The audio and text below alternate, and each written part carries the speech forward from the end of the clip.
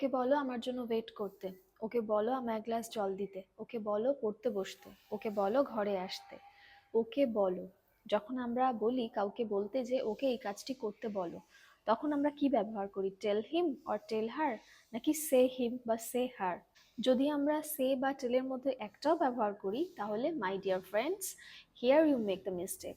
যখন আমরা কাউকে কিছু করার কথা আরেকজনকে বলতে বলি, তখন আমরা সে বা টেলের মধ্যে কিছুই ব্যবহার করব না, তখন আমরা ব্যবহার করব ask. Ask.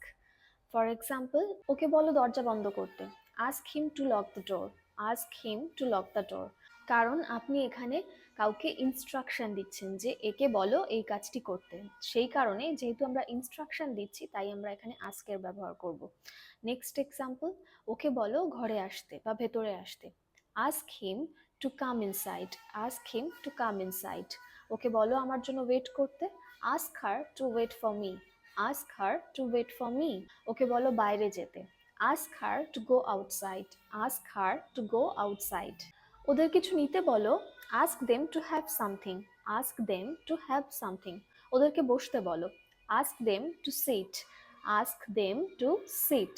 I think this video is useful for you and you learned something from this video. If yes, then please subscribe the channel to learn English, and to motivate me, please do at least one like and one share. এবার এই সেন্টেন্সটার English আপনারা please comment বক্সে comment করবেন। সেন্টেন্সটি হলো, ওকে বলো TV বন্ধ করে দিতে। Keep learning English and keep growing. Have a good day.